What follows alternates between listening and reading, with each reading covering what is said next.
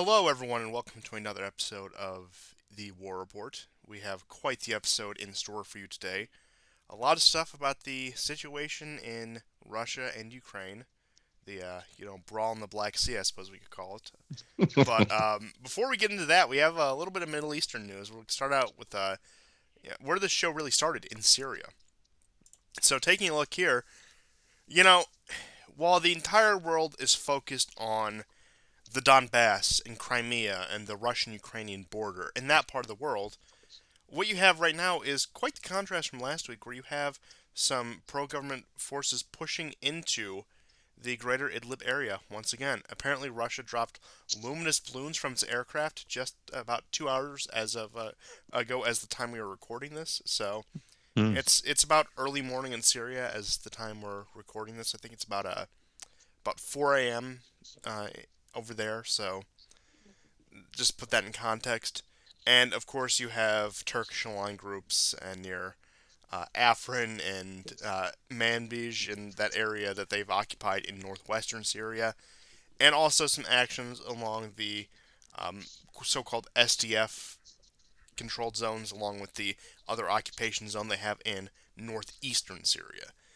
There's been some ISIS skirmishes along the Euphrates with the government in so-called SDF borders, but it looks like Syria is certainly taking advantage of this, uh, let's just say, global distraction. Perhaps that's Putin's real plan all along, but who knows? Who knows? But this seems to be the common trend ever since about 2020 in Syria, that nobody has really had the time or attention span to check on what's really going on in Syria, barring the occasion, the one-off strike that Biden had against some Iranian-backed group in Syria last February. So overall, it's a pretty calm situation there, all things considered. But it is slowly but surely building up to be the last summer of Idlib. And again, I don't think I'm gonna have to eat my hat on this one, not at all.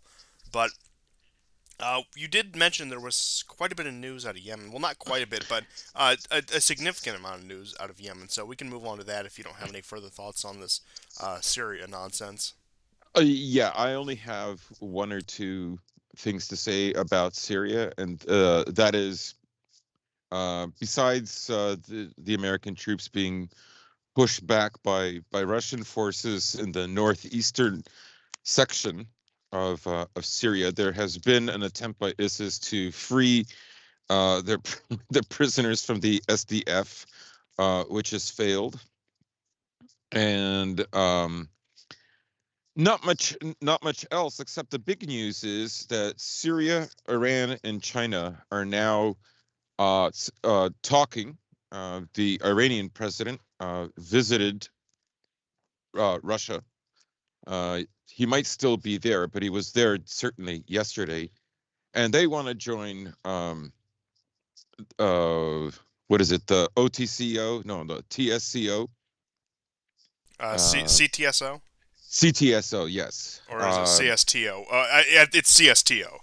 Yeah. Okay, look, I'm a dyslexic here. I have an excuse. My friend over here, I'm not sure. I could be as well, but I guess what I'm saying is this is a much stronger entrenchment of these powers within Syria, and we have brought up, that there are two major pipelines that are in the works, or there's plans, and there's an Iranian proposal and a Qatari proposal, um, and that's where the struggle is, and you know, uh, the Iranian proposal would kind of bifurcate that area between Latakia, where the Russians are stationed, and the southernmost tip of Idlib, which is disappearing, as you've often mentioned. It is shrinking and becoming smaller. That rump that it had used to fall very close to Latakia, and you'd have the odd rockets or drones that would fly over and try to attack the Russian naval base there. But you don't hear that very much anymore, and that's because they've ceded ground there. and just basic ability to attack. So that's all I have on Syria. Yeah, there wasn't much to cover there, but just as a general Middle Eastern roundup, we have a little bit about Yemen as you were filling me in on. So if you want to take the reins there shortly. Well, yeah. So Yemen, last week I briefly mentioned that the Saudis had made some gains. Now, Marib, the city itself, is still encircled. It is still besieged by the Houthis, the Ansar Allah, and but the week began with an attack by the Houthis on the UAE at one of their airports, killing 3 people. I believe 2 of them might have been Pakistani or Indian nationals. The other one was a guard. Um, so that was a bit of a shock. But then the retaliation by the Saudis hitting the Houthi region. I don't know if Sana'a is in it, but the region is called Sada. And there are reports of like 170 people killed. There was a prison that was blown up as well. So major bombing campaign. The Houthis did try to retaliate with some missiles that were intercepted. Um, some drones were fired off as well, but I don't have any news on what has happened. So, is this a pivot? I don't think so, but the stalemate continues, primarily because the ground forces of the Saudis and whoever is on the side of the Saudis uh, are not really able to push back against the Houthis.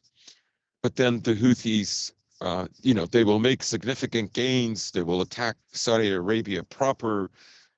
But then what happens is they get massive losses, like we saw today.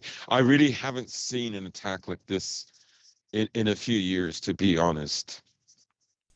No, So, certainly not since the U.S. was actively supporting the war effort, which was all the way back in about 2018, late 2018, is when Trump doubled down the support for that. Which, one thing I think a lot of people forget about Yemen, and ourselves included, is that this conflict has been going on nearly as long as Ukraine, and it, for obvious reasons, hasn't gotten as much attention. But it's also been, funny enough, about as stagnant as the Ukraine conflict. But it is interesting because the only time it really got attention is when they could just use it as a bludgeon against Trump, that Trump was being a warmonger, that Trump was supporting Saudi Arabia, especially in the light of the Khashoggi killings. Yeah, remember yes. that time we dedicated about 6 or 7 episodes in a row to Yeah. Khashoggi, What like were we almost thinking? exclusively? That he was the Epstein before Epstein. I'll put it that way. Yeah. What a great way to put it.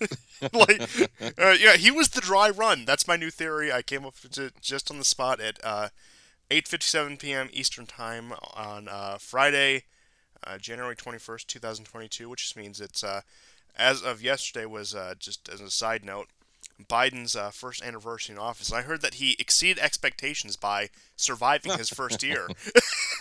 Yeah, that's right. The BBC had a little video on their YouTube channel with emojis. You'd never know uh, that Biden has difficulty speaking, that he's literally the most unpopular president, definitely in the last 50 years. It, you'd never know. It was quite a campaign. Yeah, he's like at second term Bush levels of approval, and he's just been in office for just over a year. Yeah, the only difference is he doesn't have the media against him, Oh which yeah, is yeah, different than like Bush. With Bush, there was this kind of tacit. With Bush, there was a kind of tacit approval of the war. That is a program that they had to get on side with, but he could never be let off the hook. So there always had to be a certain amount of criticism of Bush to delegitimize him, because of course this started the whole trend of the illegitimate president with the ballots in Florida, the hanging chads, So, Democrats would say that he's not really the president. And that has gone. And then when Trump got elected, well, he's not really the president either. And then, it was, I guess, the turn for the right. And Biden is not actually the president, and he very well may not be. But um, like I think it's. I'll get into this a little bit more when we touch on COVID later on in the show. But yeah, all to say that Yemen is still burning, and as you rightly pointed out, it's the war. Started in 2015, the same year that the war in Ukraine started. The protests actually began in very late 2013, but the war itself really opened up in 2014, and it's been a consistently hot war every year. Um, which isn't really the case. After 2015 and very early 2015, really, the war in Ukraine really died down. So I think I another am, parallel we could draw with that is the Turkish intervention into Syria, where Saudi Arabia, again, they were really on the ropes for a few years there. They've somewhat stabilized since then, especially economically. Even though I don't know how they're weathering, this with just how unstable oil prices have been. I suppose that oil prices being a bit higher has buoyed them up a bit. You could give them that. I don't know. Maybe that was the mhm. whole Biden plan to sort of buoy up these remaining allies. Good But point. again, like this is also at the same time they're having talks with China and even Iran at that point. Which again, like I mean, not that Biden's foreign policy is coherent anywhere, but especially in the Middle East, there's really no rhyme or reason. It's just as schizophrenic, if not more, than Trump's. But with that aside, you could argue that there's a good parallel, as I was saying, between the Saudi intervention in Yemen and the Turkish intervention in Syria, where they're really staying in there to because sunken costs. They have to justify why they're there. They have to come away with something tangible. Except Saudi Arabia has a bit of a better chance to come away with something tangible because they can do actual damage to the Houthis, whereas the Turks cannot with the whatever various assortment of groups they're fighting in Syria, whether that be the SDF, government proper, um, some other militant group, or whatever else. But with that, I suppose it is like a game of whack-a-mole for Saudi Arabia because they can pound the hell out of the Houthis time and time again, and they just crop up anywhere else, and it really is just a back and forth of where they can just pound the hell out of each other, and they both recover like nothing ever happened. It's um, not to downplay the human cost of it all, but it is quite fascinating how that works out. Hmm.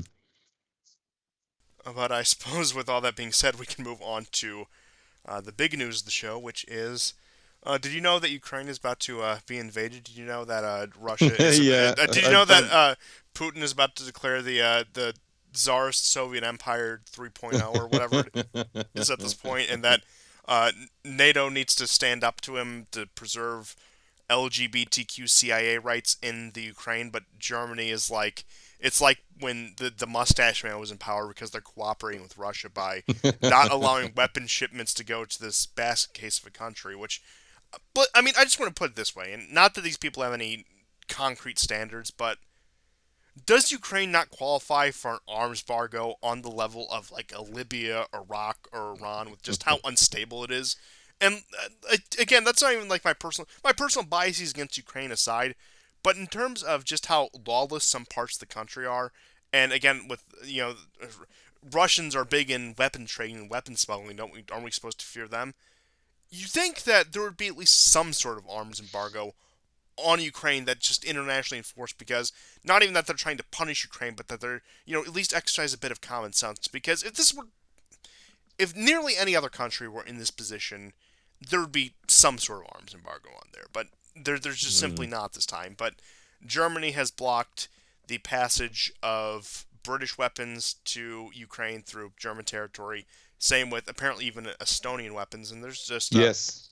a few countries scattered throughout Europe that have been blocked by Germany from sending weapons, at least using German rails, resources, etc. I think even airspace when in the terms Yes, of the Germany British. and France blocked the UK on their flights of Javelin anti-tank missils, Are which are we on the Macron roller coaster again? Are we going to be like, oh, he's our yes, guy we are. again?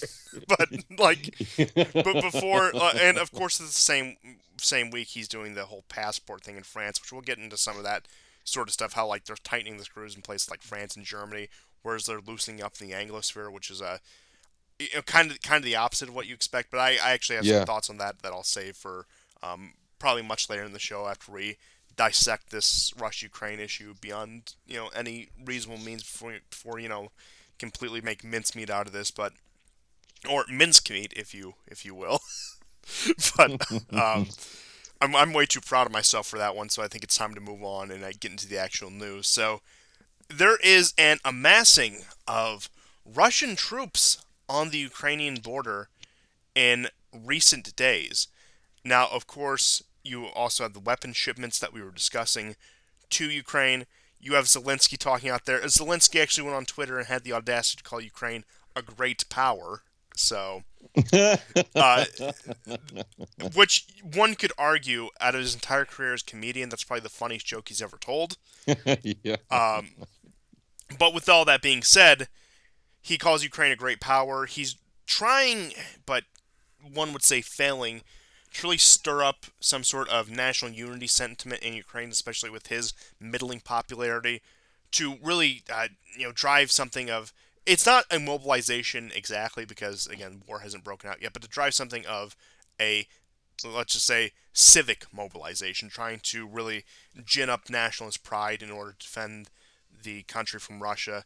And of course, the Western media is putting out there, what tough, fierce, and brave fighters and what resilient people the Ukrainians are. And I saw some friends of the show, in fact, some Russian mutuals, one who may or may not be coming back on very soon. I'll leave you to guess who that might be. Um, Talking about how in the Soviet Union, the stereotype was Ukrainians were some of the greediest, laziest, and like as we put it in modern parlance, like the biggest grifters in the Soviet Union, like trying to get as much as they can for as little as possible, and really just completely cheating the system. And that the Ukrainian Communist Party within the Soviet Union was probably one of the most corrupt and one of the most cronyist. So that is the brave, resilient country that would be able to resist a Russian invasion, whereas Russians would crumble under the pressure of Ukrainian national unity. And somebody was also pointing out on, again, the ever reliable source of Twitter, but they linked to some articles which I don't have on hand now because uh, you know, I don't Mm. like to link to mainstream sources. I suppose I could archive them, but if I remember to do that, I will. But just take my word for it, okay? The source is my crack pipe. I'm sure you've all seen that picture, um, but again, I'm getting so derailed with all this. Well, But I mean, but go they, ahead. they were pretty much saying that even in like the Galician region, like the far western reaches of Ukraine, where a lot of the like Ukrainian nationalist sentiment even comes from, which is a little bit misleading when you consider that um, the Rusin population also is there, and there's a strong that part of the population that does identify as that ethnicity in particular, but they can't even gin up the nationalist and warrior sentiment in that part of the country anymore. In these like western reaches of Ukraine, like where a lot of these Azov people actually came from. So Yeah. the morale in Ukraine simply isn't there. I'm not saying morale is completely like skyrocketing in Russia, but it's like it's serviceable. And also to touch on the more metaphysical side, as I like to do on the show, apparently, I think it was Saint Sophia Cathedral in Kiev had its main cross fall off of it, whereas in Russia, the 19th was Theophany, the celebration of the baptism of Christ on the Julian calendar, which the Russian Orthodox Church uses. Not only was there several accounts of a cross of light appearing in the sky. There was one where they were doing their service and a dove, and for those of you who, of That's course, right. know the biblical story, the dove was the representative of the Holy Spirit in the story of Christ's baptism. A dove descends upon um, the icon they have of it. So, My I my mom actually told me about that. She was just amazed. Oh yeah, like I heard about that probably at like 2 o'clock in the morning last night, talking to, one of my friends I know through these circles, and like I was pretty shocked too. But again, as we like to do, touch on some of that, more metaphysical stuff. I figured that was worth mentioning at least. That I can tell Mhm. you are chomping at the bit to give your hot take. So I will give the floor to you. Well, I mean, momentarily, I would like to shift focus on two very interesting videos that appeared on YouTube. One for CSIS, CSIS, and the other was of the Atlantic Council. Both were discussing Ukraine. And you brought up Zelensky. Now, there's some very interesting things going on in Ukraine right now. So, part of the scare, the ginning up of this invasion, which we've been hearing about for 8 years now, um, is that the public has become so scared that they've started taking money out of their banks. One of Zelensky's finance ministers, in fact, had to caution the public not to do this.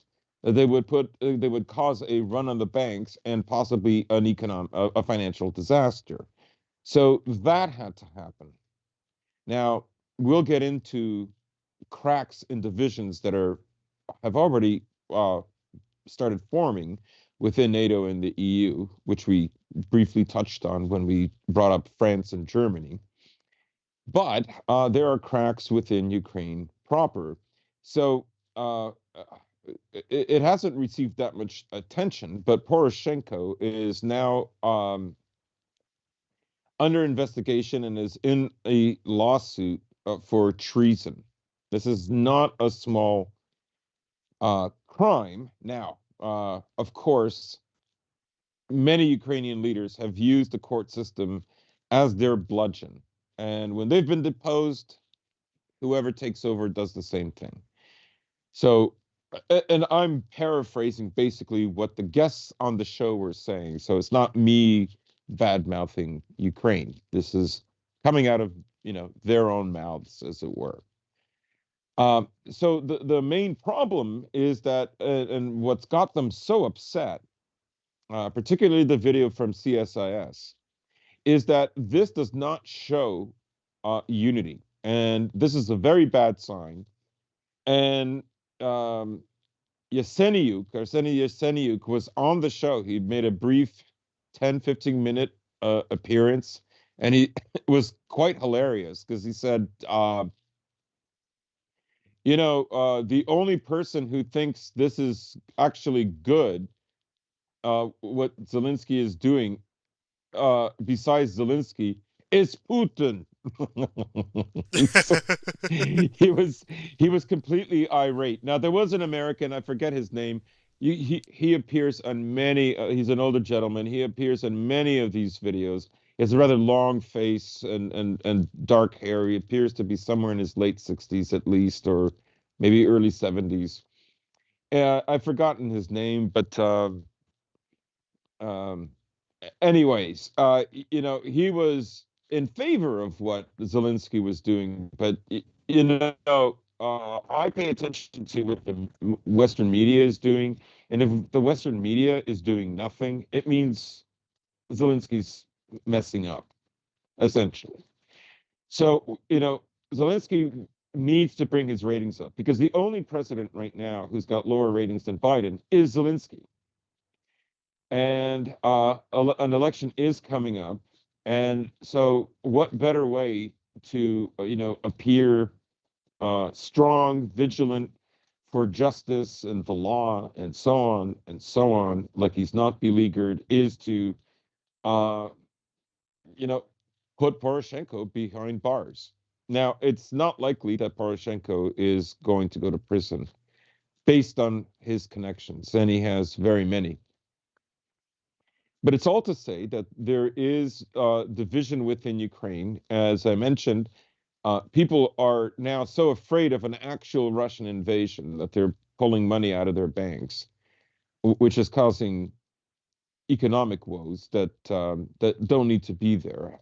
They're not going to overtake the country. That's not what I'm suggesting.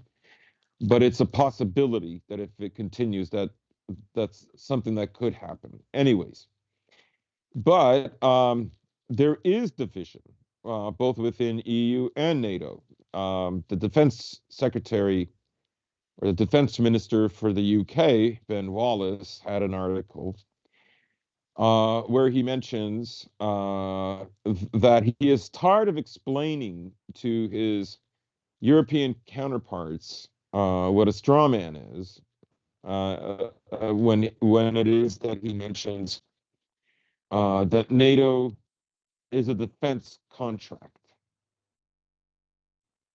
and that there is no reason to take the Russians seriously on this matter because it's a defense contract. Libya didn't happen. Afghanistan didn't happen. Syria didn't happen. None of these things ever happened. Yugoslavia didn't happen. But what if he has to explain this to them? It means that there is division. Oh, absolutely. And it is just interesting watching the night and day And other, difference between the Russian and the Western diplomats in all of this and the response of NATO as a whole. And really, there's just no words for it. And you can say, regardless what you think of them, men like Putin and Lavrov are, they're exceptional at what they do. They're great statesmen in terms of at least the way they conduct themselves in their foreign policy and in their international affairs. And it's honestly just a clown show compared to people like Blinken, or even if you want to go back, Pompeo or John Kerry or any of these people. And I mean, that's just the one contrast here. And I suppose backtracking to the summit last week, that Russia has now shown publicly that they have made their efforts to be reasonable, that they have made their effort to talk about this. So if they're going to attempt anything, they can at least put up that they, went through the right process before, you know, taking an aggressive action. Now, in terms of the actual possibility of invasion itself, I don't. I'll repeat what I said last episode. I don't believe it's that high, but it's much higher than it has been since the beginning of this crisis. And the other thing I will say is it doesn't seem like the West is, again, that eager or enthusiastic to defend Ukraine. Of course, they'll do the arms shipments, they'll send the javelins, they'll do whatever.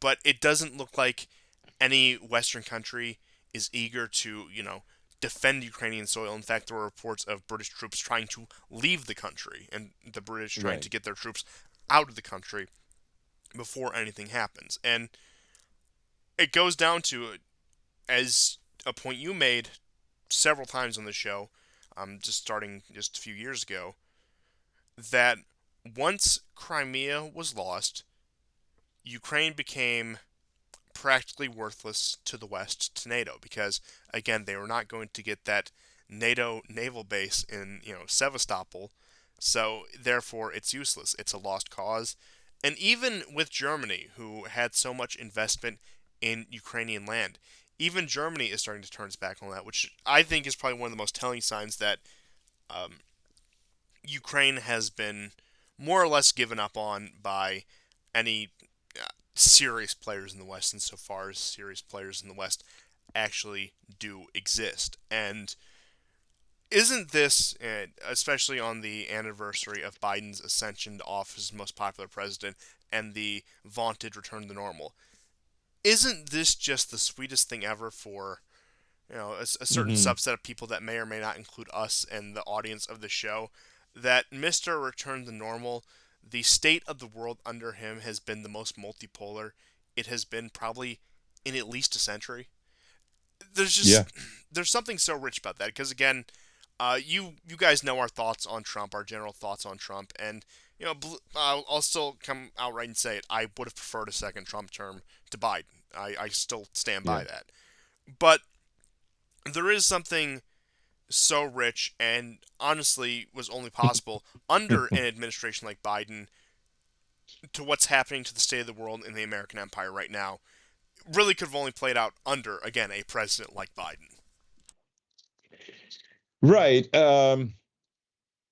He has lost the plot, and his speech that he did yesterday, his address was terrible. First and foremost, he gave away the plot.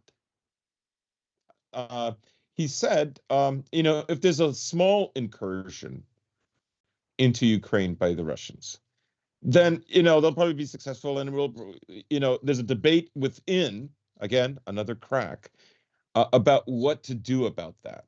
So if it's a small incursion instead of a big incursion, then it's not that big a deal. So in a way, he's given away the whole plot. Again, he's reiterated. I mean, his whole administration is pulled between people like Nuland and Blinken on one side and Sullivan on the other, one focusing on Ukraine, the other on China and Taiwan, right? So you're going to hear from him that Ukraine isn't joining NATO anytime soon. And, they'll give you reasons that have nothing to do with Russia, et cetera, et cetera.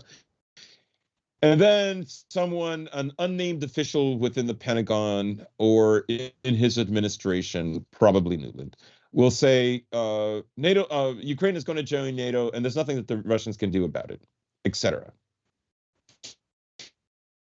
But he is sort of the last word on this. They still have to keep that pretense, and this is not some crazy 4D chess that's going on. This is a muddled administration.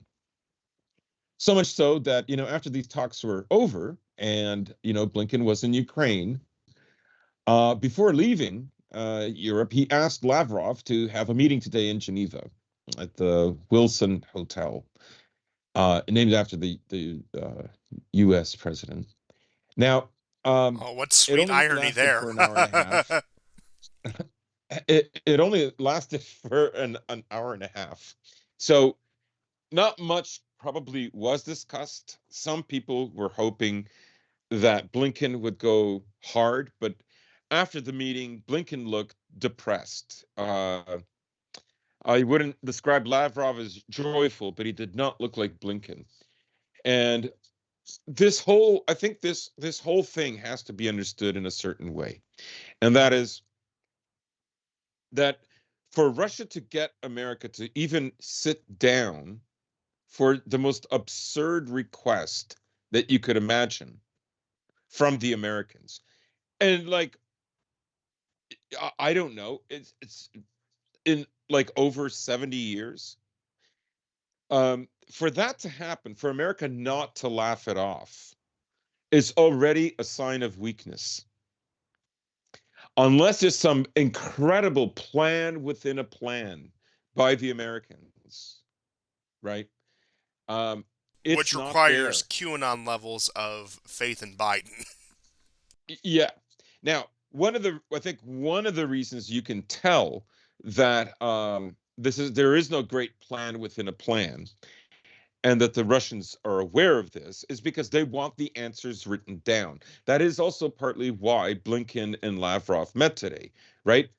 The pressure was on.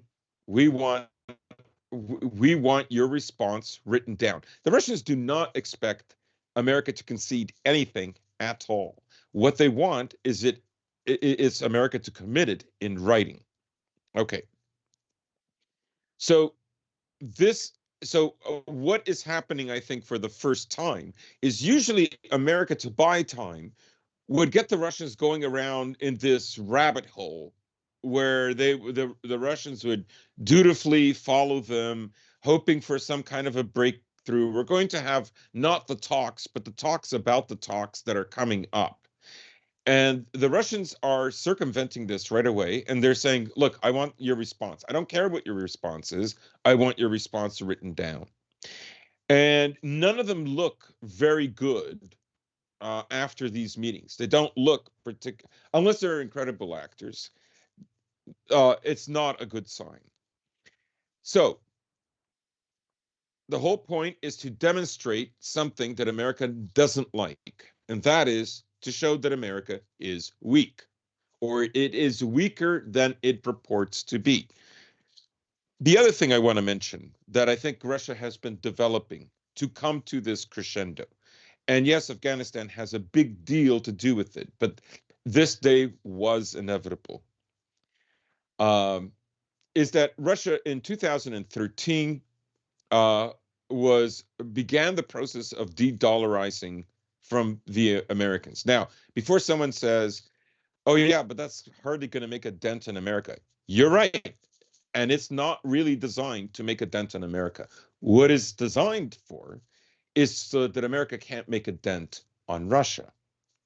And I'll show you two ways that works. So Russia now uses less than 20% of its trade is done in American dollars. 7 years, 8 years ago, that was 93.5%. Think of all the trade that happens between China, India, Brazil, and Russia. Russia would pay that and well over 90%. Now it's just around 10%, 10.1. Right? So they're de-dollarizing, so sanctions can't hurt them anymore. That's what they're prepared for. They're prepared to be kicked off of SWIFT. Now, here's the second part. They have bought up a ton of euros. Besides the yuan and the yen, a ton of euros, primarily euros. And this is why the plan to take Russia off the SWIFT system has now backfired. And I think, as you mentioned earlier, Germany sees the writing on the wall. Now, Germany could fold because we remember, it was initially Merkel who suggested that Ukraine should federalize after the bloody protests and Yanukovych, the everything that was happening on Maidan. She made that suggestion first. And then, she hemmed and hawed and didn't want to go for the sanctions. But when, the Donbass people had their first really good, significant victory against the Ukrainian forces, then she went for it. The other time was, of course, with the downing of the Dutch plane, the Malaysian Airlines that was flying out of the Netherlands. So, Germany has been playing this carefully, but I don't think it's an accident that Cruz's um, effort to sanction Nord Stream 2 has also backfired, because the truth is, Europe rather cannot survive without Russian gas. You cannot replace it, and you certainly cannot replace it at that price Yeah, that and Russia especially if they're offers. going to denuclearize, which again, I don't think that nuclear plants in Germany are the path to energy independence that a lot of people seem to think they are. But if you're going to cut off what little energy independence you do have, you're not escaping the thumb of Russian energy supplies. I'm sorry, it's just not Right, happening. And right, right. I, So, and go and ahead. the other thing you mentioned, especially with America putting the screws on Germany, I think what a lot of people still have to remember is even after almost 80 years, Germany is still the center of American occupation in Europe. Ever since the end of World War II, Germany is still the center.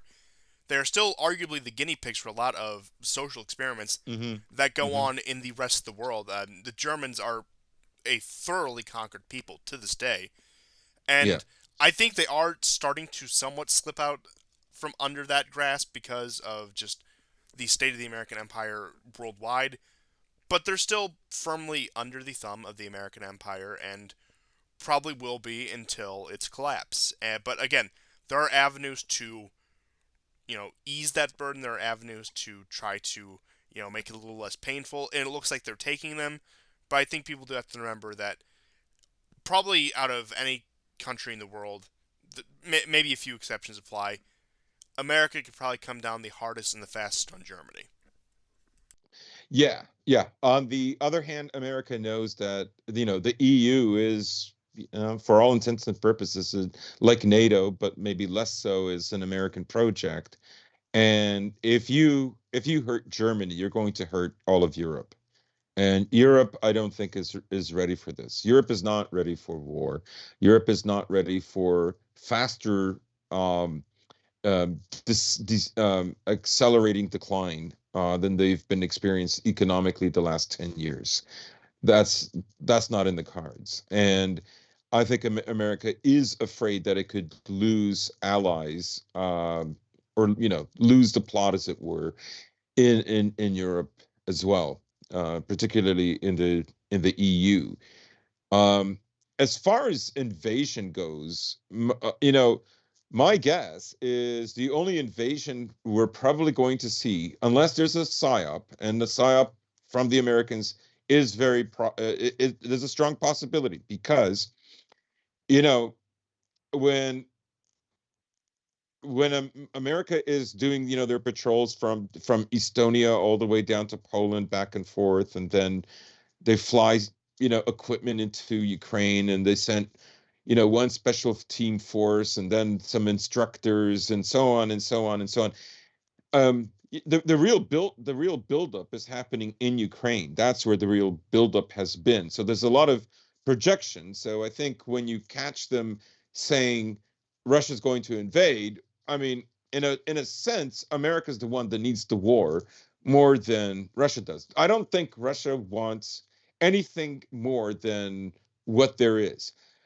I would say at the beginning of the war, when you saw those riots really get crazy in December 2013, going all the way into January and February the next year, I distinctly remember an RT program where they thought they would get like this kind of southeastern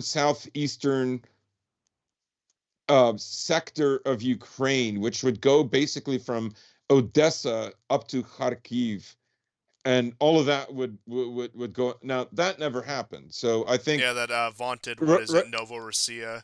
yeah, and I think they were surprised that they didn't get as much support as they wanted. Now, um, also to remember is that Crimea, their leader, I don't know if he's, I guess, a prime minister, Sergei Aksionov, like Crimea. I don't know if people know this.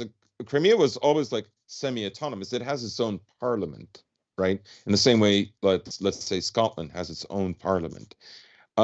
He's the one who made the call on March 1st, 2014, for the Russians to come in and secure the place, because I think he saw where this could possibly go. Yeah, I remember it was Now, pretty widely supported in the parliament, which is no surprise in a province where something like 2/3 of the population both speaks and identifies as Russian. So yeah, again, yeah. anyone could have seen So, this from a mhm. mile away, and not to mention the invading Russian troops have been there since 1783, with the exception of the occupation of Crimea at a few points throughout its history, such as the Crimean War, World War II, etc.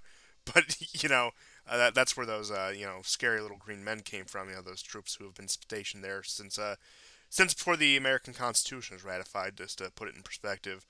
But again, Mhm, mhm. you make a good point about just the situation in Crimea, where again, just to So, drive the point home, again, like mhm. Crimea was always Russian, just temporarily found itself in Ukraine, and even voted to secede from Ukraine in the 90s. Yeah, they tried a few times, but yeah, especially after the Soviet Union fell, they wanted to get out.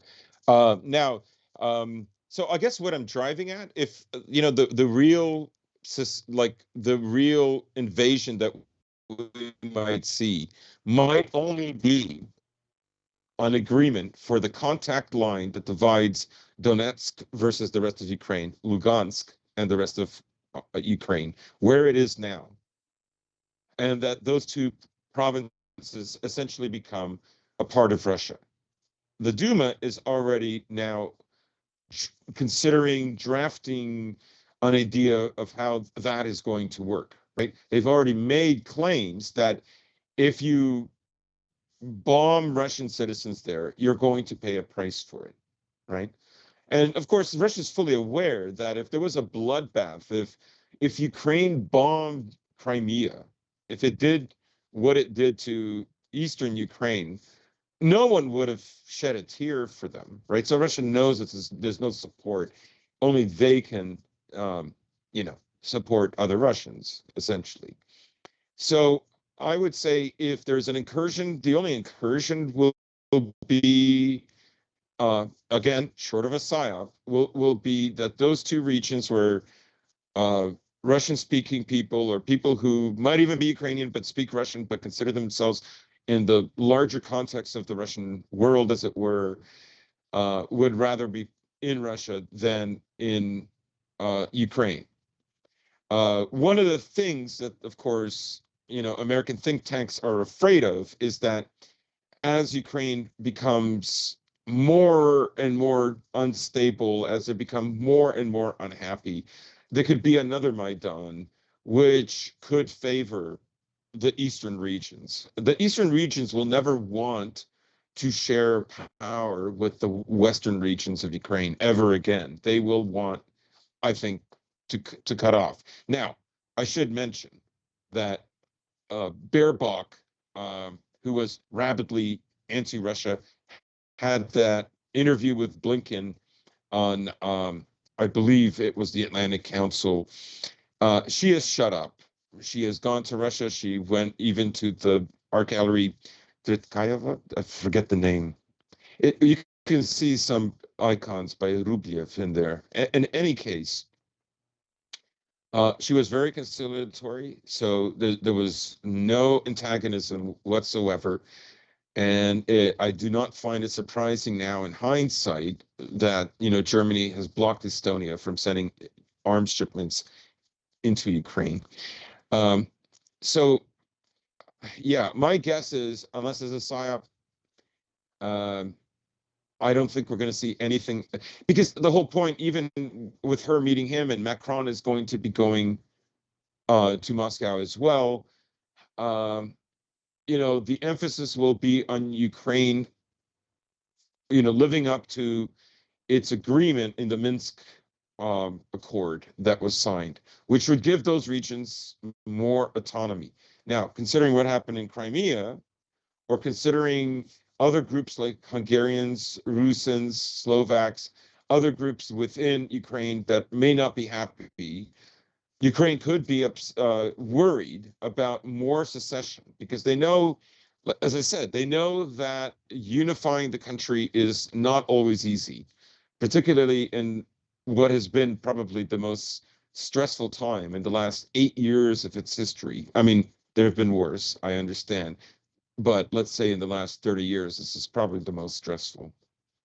Yeah, in terms of what you brought up with the other minority groups, whether that be Rusins, Hungarians, Romanians, etc., you'll recall when they pushed through that language law that wanted to make Mm-hmm. where you have to speak Ukrainian in a public setting. I mean, well, not that drastic, but like if you want to deal with any like government officials or anything like that, you're going to speak Ukrainian. A lot of people, understandably so, looked at the largely Russian speaking East and looked at that and said that's going to be a problem there, while overlooking, again, all these smaller groups scattered throughout the West. And again, I don't see any, major Romanian secession until, I mean, because even with the Romanian situation, you have Moldova there, which is a bit of a roadblock to, any Romanian secession. But for example, Hungarian or Rusin, I don't know, maybe the Rusins want to rejoin Slovakia like they were 80 years ago. But again, just speaking purely in hypotheticals. But even though they don't make up nearly as much as percent of the population as the Russophone population does, it's still, again, in riling up a population when you really can't afford to, when your entire push is for national unity. And the way I described it, which this may ruffle some feathers, and I'm willing to hear criticisms, that Ukraine is a country that's really Frankenstein together out of a bunch of neighboring countries. And, there is something of a Ukrainian ethnic group. I would make that concession. I'm not going to say it's entirely fake, but it is largely Frankenstein from, again, those various pieces they've obtained from other countries to its west, or of course the Russian population, the what was once known as the Novorossiya area. But Mm-hmm. with all that being said, it's like there seems to be this simultaneous push by the Western media to both ignore this and sweep this under the rug, and also talk about how strong and resilient Ukraine is as a polity, and how again, it can be this example that shows the Russian people freedom is possible and that corruption can be overthrown and all the tropes that they pulled out during the Maidan in late 2013, early 2014, all of that. But one other thing in terms of looking at this from the international perspective is I wouldn't quite put it on this level, and that's frankly because the response hasn't warranted it. But just discussing this in abstract terms, if you were to say to somebody in, I don't know, like 2015, 2016, that Russia was amassing tens of thousands of troops on the Ukrainian border, the separatism crisis in the east was at an all time high. Ukraine is internally not very stable, and its president has a approval rating that's pretty much in the gutter. A lot of people, I think, including myself, would interpret that as like a Cuban Missile Crisis type of situation where things are on Mm. edge, where things are on the brink, that, America has its finger hovering over the red button and is willing to use it to defend Ukraine, whatever. But again, that tension simply is not there. Whereas in a vacuum, once again, if you describe that situation, one would think it would be there. But I think it shows how little motivation is left in the West for another foreign adventure, even among its fellow Europeans, fellow white people, if you'll pardon the expression, let alone anything in the Middle East or Asia, that they're not even willing to step in or have very little enthusiasm to step in for that. Even some of the most hawkish people in the United States, barring a few Jewish neoconservatives, have been pretty quiet about this. I mean, for example, the furthest somebody like a Ted Cruz has gone is, oh, we need to, sanction, shut down Nord Stream. And again, like a lot of these really hawkish types in American politics, even a lot of the Democrats who have made their name being anti-Russia over the past 5, 6 years, have been conspicuously quiet about this. They know that they simply do not have the political capital to address this Eastern European border dispute. Yes. You know, you've reminded me of a channel I recently discovered of a Russian who moved to the States who has great analysis. So if you guys want to head on over to his channel, his name he goes by the name of, I think his last name is Martinov, but the name of his channel is Smoothie X12, SMOOTHIE capital X and the number 12, all one word. Uh, some great analysis. He tends to think that, you know, Putin made it very clear in late October, early November, with the members of his parliament that maximum pressure will be applied now to the West. And the more the talks don't go their way, the more that Russia will do this. The talks in themselves are the first salvo of pressure. According to Smoothie here, what he's suggesting is that the level of sophistication of the Russian anti-ship missiles right now, their reach is such that um, the American Navy is basically in big trouble, and that the greater distance and speed that these missiles have acquired will mean that Russia won't have to get as close to America, right? Because notice the negotiations are basically just between America and Russia. Russia understands who the real power is in the West. America can talk on and on about their allies and their unified approach and the values of the West, and like it's a kind of paused version of Lord of the Rings. Russia does, of course, is seeing right through this. So I'm not saying that they're going to put missiles in Venezuela or Cuba. In fact, I'm saying they won't need to. So, anyways, that's an interesting aside. And if I could make one more shill, and that's for our friend Uncle Thomas, who has a great channel, and he'll do these streams just on the fly. Often it's stuff that we've seen or talked about with one another on Telegram, and he'll just make a stream about it. And he's extremely down to earth and very perceptive. and he does show up in the chats once in a while. But that's all the shilling I'm going to do for tonight. Yeah, just for tonight, we've met our quota. Okay, so let's move on from that. But really, I suppose we can just finish out Ukraine before we get into some of the narrative shift when it comes to the lockdowns and the restrictions. Uh-huh. Just to put a just put a bow on Ukraine.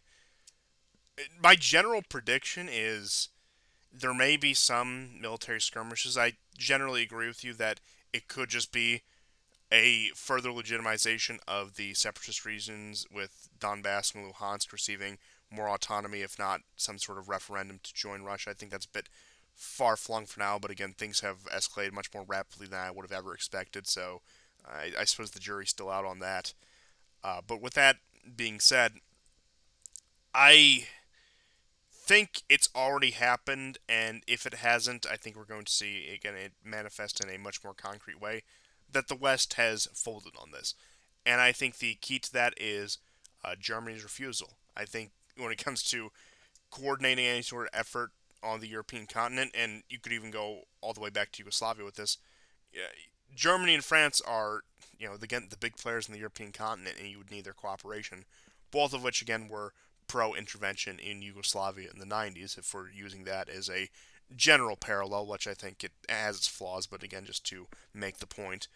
Whereas you were saying, and as we were discussing earlier, they both blocked their airspace to British arms shipments to the Ukraine.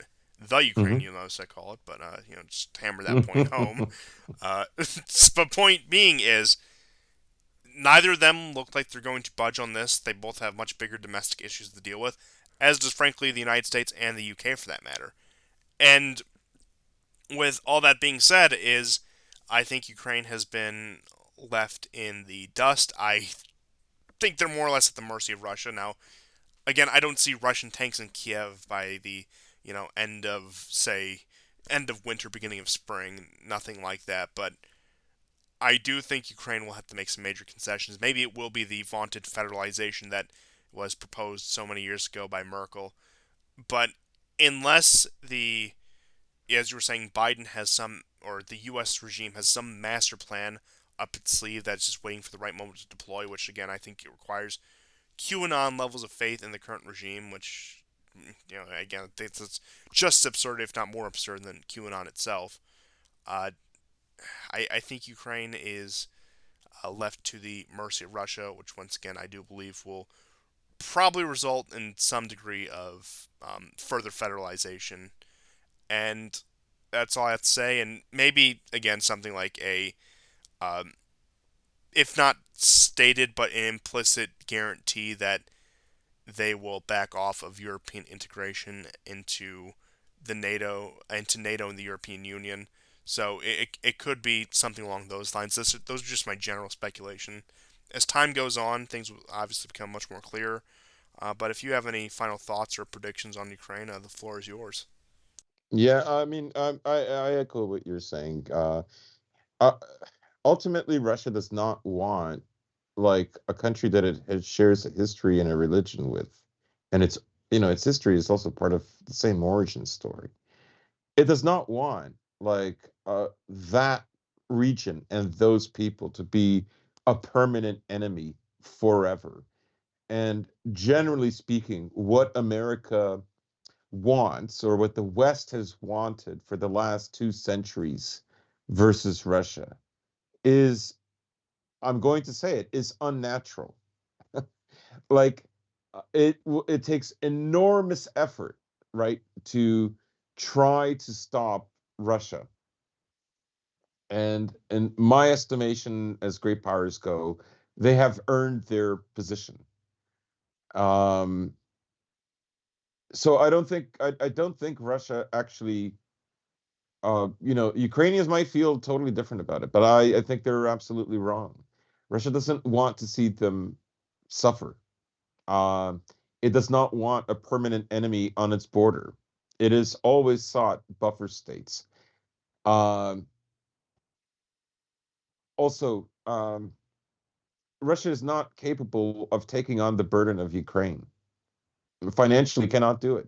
The the let's say the reports, the documents which were released in the mid '90s after the fall of the Soviet Union, when they looked at the 14 Soviet republics that they spent money on to try to develop them, that's part of the reason Crimea was given to Ukraine in the first place, was to boost the economy. Now, Ukraine accomplished many great things during that time. Yeah, I do want to point out your just something I've I'm point. saying Russia, like when we talk about when they talk about Russia's sphere of influence, well, like that is absolutely natural.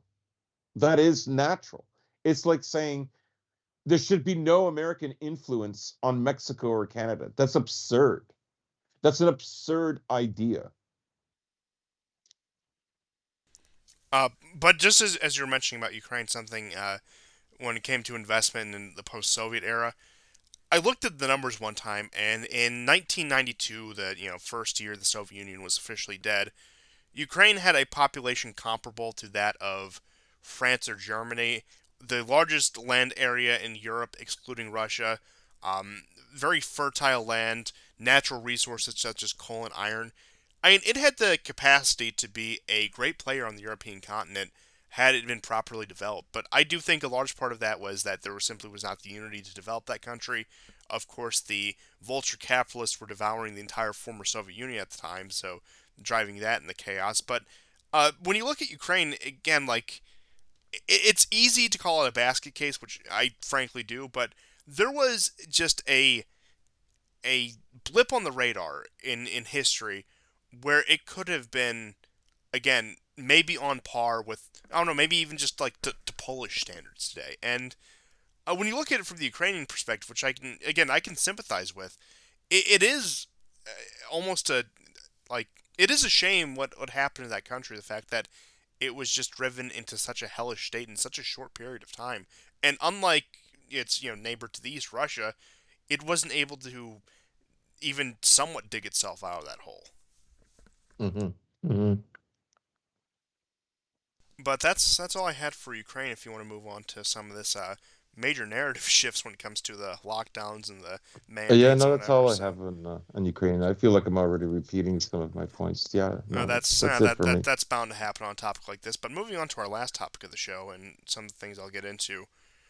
Um, it looks like across the Anglosphere, particularly the U.S., the UK, Ireland, if you want to consider that Anglosphere, which I think I'm a bit on the fence about calling that Anglosphere. The point being is these countries, of course, Australia notwithstanding, are moving away from their lockdowns and restrictions, especially the UK.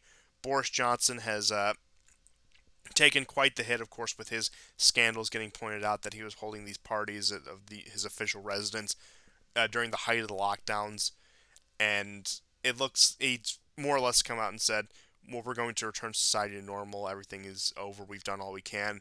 Same rhetoric out of Ireland.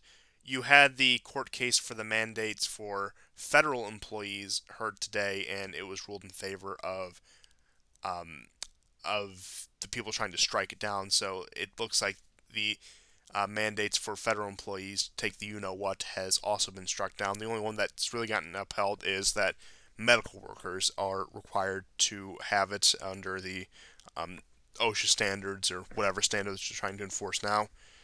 You have a little bit of a contrast in continental Europe in places like France, Germany, and Italy, where you could argue they're operating about 3 to 4 months behind what the Anglosphere is, which is about typical when it comes to these social trends. When it comes to they're trying to implement the passports and the lockdowns and the mandates, they're like going full throttle with that. For example, France just passed through, I believe, in the Senate, its passport mandates in order to get into again a plethora of public places, whether that be tour spots like museums, parks, whatever, restaurants, again any other entertainment, pretty much everything but groceries, which they're starting to tighten the screws on now. And trends are similar but not as severe in Italy, and probably worse than France is Germany and Austria, which, again, Austria has had a much larger backlash. We were discussing some of the protest movements last week that had cropped up, but I would say, barring Australia, which has also seemed to calm down, at least you hear less about it, the most restrictive country in the world at this point is Germany, and again, I would attribute that to the fact that, again, when it comes to those trends, continental Europe, continental Western Europe is probably about 3 to 4 months behind what the Anglosphere is. So I wouldn't be surprised if they followed a similar trajectory and started to scrap these things again over the next few months as they prove to be fruitless as they did in the Anglosphere. Because credit where credit is due, I often write off grassroots movements as they're impossible. Every move is funded by the elite, which I do believe is true. At some point, if you want your movement to survive, you have to take some sort of elite sponsorship. But some movements can start out grassroots. But it does look like that the resistance efforts in the Anglosphere have worked. It looks like the resistance efforts in continental Europe haven't worked quite yet. The jury's still out, but are making a dent, are making themselves known as a something that can actually threaten this establishment. So for the first time in several years on a lot of topics and on this topic in particular, pretty much since the start of this entire crisis, I'm feeling the slightest bit of optimism, believe it or not, that things are Yeah. finally starting to change. I will reiterate what I've said the past couple weeks. I do think we are in store for another manufactured crisis, whatever nature that might take. Maybe it'll be like a climate emergency or whatever they decide to gin up. Maybe this whole Ukraine thing is what they're trying to gin up, but I doubt that with the current response to it. But I do think we've been given a few months of breathing room in the Anglosphere that will, again, shortly be followed by continental Europe. And that's been one of those things that's been going on back and forth. We have this discussion all the time, who's faster on the race to the bottom, the Anglosphere, continental Europe. And again, it seems like they oscillate a lot. Sometimes I think, wow, continental Europe is doomed. Sometimes I think, wow, the Anglosphere is doomed. But it looks like I have a slight bit of hope for both of them. I would still say general trends over since we've started doing the show over the past several years. I have to put my bets on continental Europe will probably come out of this decline of civilization a little bit better than the Anglosphere will. If I just had to make a broad guess, but who knows? Things may change. I think the Anglosphere is much worse off in an overall sense, but I'm just repeating myself as I'm moving in circles here. But point being is, again, you're seeing a serious narrative shift, which was somewhat hinted at over the past couple weeks, but it looks like they are putting pen to paper and starting to do away with this. Now, I'll be really impressed once blue state America starts to move away from this as a whole, because, of course, Biden, uh, on the eve of the court case, threw up his hands and said, there's no federal solution to this, it's up to the states. So, of course, red states do what red states do, blue states do what blue states do. So, I'll be I'll consider it a real sign of change when the blue states start to ease up on this. When, say, New York's and California's and wherever else really start to make that change, which again I think is slowly but surely happening. Not to sound too optimistic, but it is wild to watch this narrative be dismantled in real time, and how people who have taken this thing overly seriously are starting to take, like, oh, it looks like the pandemic starting to come to an end, whatever. And just to watch the sheep, for lack of a better term, just take the new narrative at face value. Yeah, I mean, it's been, I guess, a very sudden shift. Omicron has not proven to be this, deadly gift that they've, I think many of them so wanted it to be. And it is hilarious to me that now that Boris Johnson is getting this incredible heat for, for these parties held in May of 2020, that he's just going to like say, yeah, no, we're not going to do this anymore. And you know what? I think the majority of the public welcome it.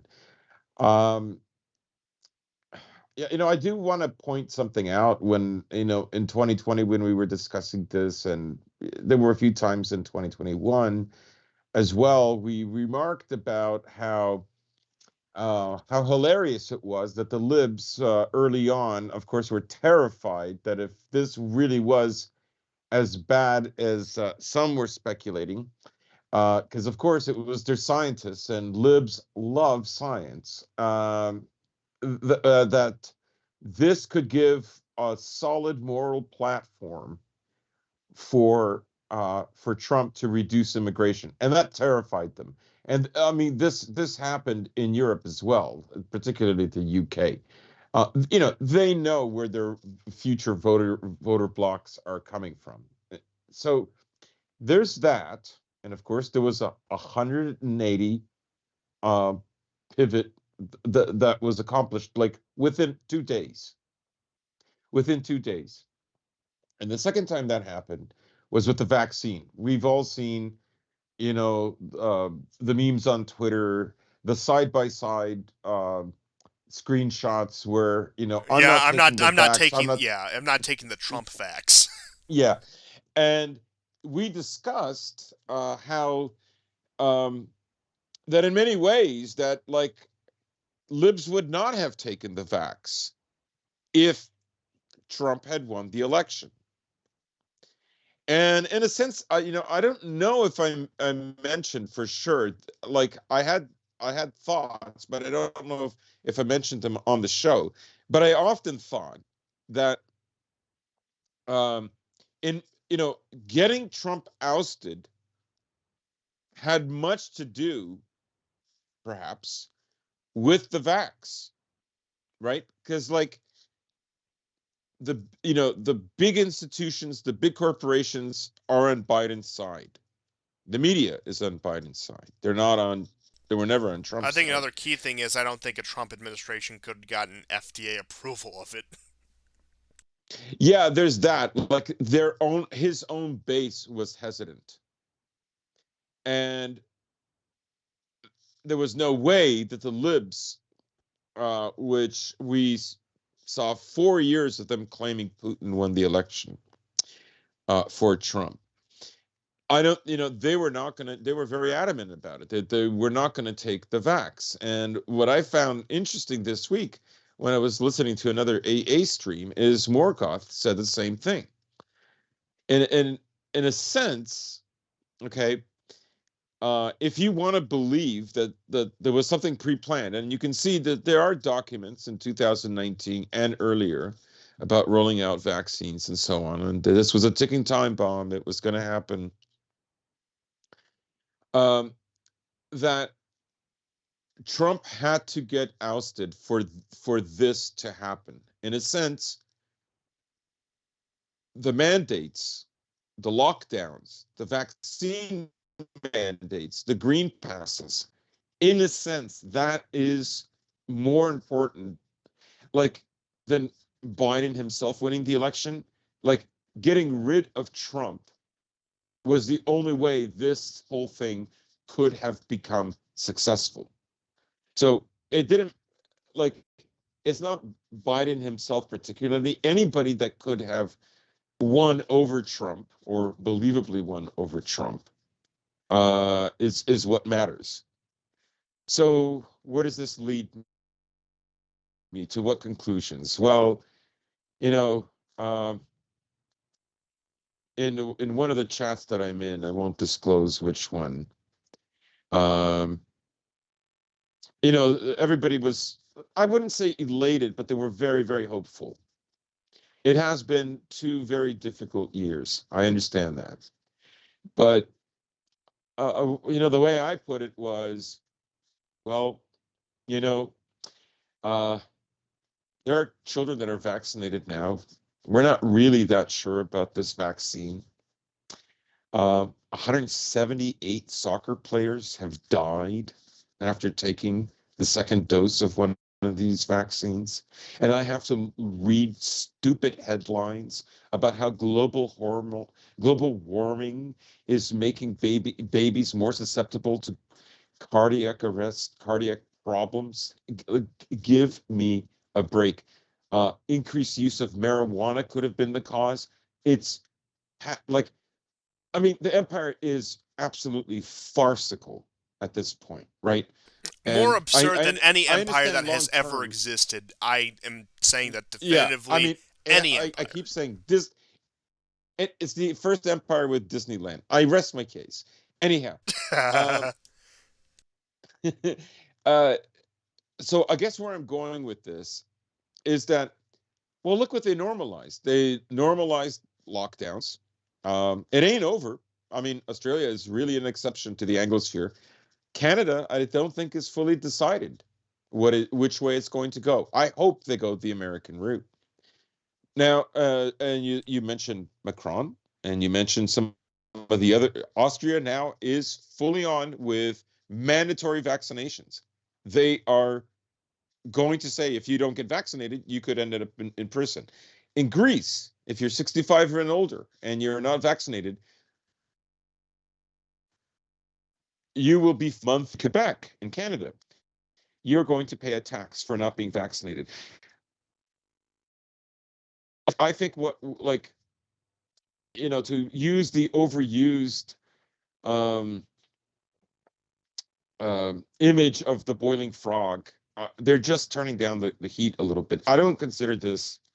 I mean, I don't want what we had, but I worry.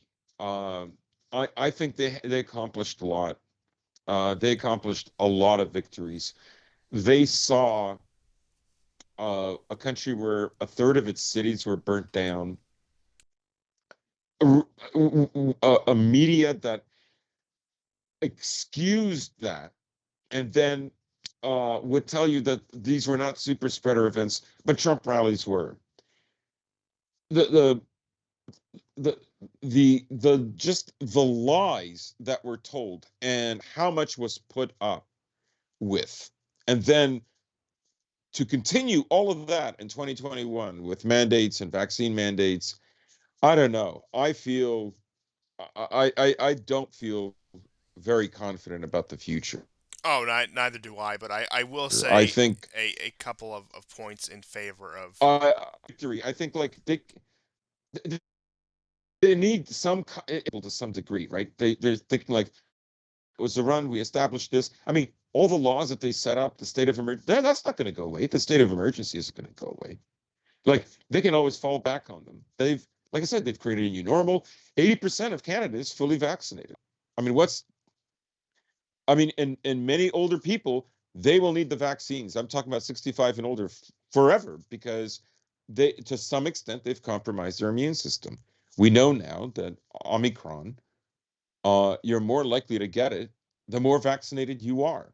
In fact, people with a third booster are more likely to get infected. Now, I'm not claiming it's deadly. Of course, it's not deadly, but we don't know what's coming around the corner. And to have your immune system compromised that way and in such an uncertain world, and COVID itself is very uncertain. When was the last time you had a virus that virtually didn't affect, children and very small children, but did affect, very old people? That there's something very unusual about that. So, yeah. So I think there was planning. I think something very nefarious did happen, and I do find it interesting that those two times that the libs switched positions 180 degrees, you know, like 6 months later they're saying fire him, he's not vaccinated, or Djokovic got what he deserved, right? That to me tells me like if Trump had won, there's no way that could have been successful. And So I will fully co-sign that I do think it was something of a strategic retreat. That they did a lot of damage. They did a lot of what they wanted to. Maybe not all of what they wanted to, but they did a lot of what they wanted to. And I will always fall back on what they're doing right now is giving us some breathing room, and again just sort of a transitionary period that they have something else up their sleeves. Maybe it's this, maybe it's something else. I'll fall back on that. But one thing I will say is I do believe we've been bought a few months, and I would advise all of you, and I'm talking mainly to myself here, do not piss this away. This is valuable time to make yeah, plans for the future for something that might be just as bad, if not worse. We've been given yeah, a small victory, we've been given a small window of opportunity, and it is our duty right here to have this to have this play to our advantage. And who knows, maybe if we get lucky, we can score a few victories ourselves. Now, I'm not going to get that optimistic, but point being is it's a time to, of course, don't do anything illegal, but it's time to take risks that you normally wouldn't have Yeah, yeah. because again, you're going to lose a lot anyway, so it's worth putting a little bit on the line in order to possibly secure yourself a better position as things will inevitably get worse. I'll just leave it at that. Yeah, if I could say just one thing, I mean, I know that our audience is probably very young, but maybe in case you're not, or in case you know you're inclined towards what I'm about to say, if you have any money and you know you can move, you can go somewhere else, you can make an investment. You know, there's an old saying, um, in times of inflation, your best investment is land because God ain't making more of it. Very true, very So true. think hard on that. I have a very dear friend who invests a lot in gold, silver, platinum, etc. But I keep telling him, I go, you're going to be weighed, literally weighed down by this, and it's problematic to some degree. But you know what? Land is different. It's almost immune to inflation. It always carries a value into the future. There are exceptions, I realize that, but we're talking about a time that's going to get very perilous, right? No empire wants to be dethroned. We don't know what it's going to do in order to maintain its pole position, as it were, globally, and that has repercussions domestically as well. So, you know, think long and hard. Um, just look at the map where people have been moving to, where they've been leaving from and moving to. You know, I think most of Idaho is bought out by now. I think I mean, our if you're listeners are if probably you're already willing aware to of this. But think on this, guys. if you're willing to contend with some of the other problems that may come with it, I hear that the Deep South has some pretty cheap land, like Louisiana, Alabama, Yeah, Mississippi. Like again, there's certainly problems down there, and some things that would certainly need to be addressed. Maybe it'd be a bit more dangerous due to demographics, but it's worth looking into. And just to dramatize what you have told our audience, as the empire collapses, become the baron of your own fief. Okay, you just got to secure it. You have to make your neighbors submit to you. Again, you have to you have to be the kingpin. I'm sorry, whoa. it's just how it has to be. I'm not Yeah. giving away any of my personal plans here, but point being is, like, yeah, land is a fantastic investment, and especially what you do with that land, if you can cultivate some degree of self sufficiency using that resource that you've bought, that's even better. But point being is, regardless of what you do, uh, just know that you've been bought some time, and it's not only your right, but it's your duty not to waste it. Yeah. You know, just on this note, I know we're drifting, but just in the this note, my cousin, who I grew up with at three in the same house at three different times in my life, I she's like a sister to me, and you know, she told me several of her friends have already moved. One of them moved up north in a town called Kapuskasings. It's a mining town in northern Ontario, and it's I don't know. I think for a lot of you Yanks, it's gonna be that's a no for me. But that is a remote place. It's a small town. In a sense, everybody, people in Ontario know it, right? But it is still nonetheless small, even though it has some notoriety. Look, I'm just saying, Uh, if anyone wants to start the the other West one went to Virginia Florida. Caliphate with me, Her other friend moved to Florida. So, like you say, I think I'm so glad you brought this up. We've got some breathing room. Use your time wisely. but that is all I had for this week. You have any additional stories that we have left off the radar? I will just say this: there was an article that came out this just a few days ago, 2 days ago, that I suppose is a bit of a white pill, a bit of God's providence. Uh, there's a East the the American who not to bomb. ISIS was threatening it, or ISIS had some control of it, but they were not shutting it off. In any case, the Americans decided to say it was an emergency and they had to attack it. So they did. They dropped the bomb. Now, the bomb itself, if you destroy that dam, you could kill as much as 10,000 people, and the workers in there made sure to get to tell people as fast as they could to evacuate. I believe two or three people were injured. Two of them were later killed in a different American airstrike some months later. But the bomb never blew up. It was a dud. So that's a that's that's a miracle. Now, how about that? And again, like especially combined with the story like about theophany in Russia and Ukraine respectively, that's there's some things beyond so-called rational understanding that you simply just have to look into, and again, simply just look beyond a materialist worldview. And that's the thought I will leave you with for this episode of the War Report. And thank you, everyone, for tuning in to this episode. This is actually the shortest one we've had in several weeks, if not months, strangely enough. Yeah. But I still think we covered plenty. So we will see you guys next time, whenever that may be, and goodbye. And take care, guys.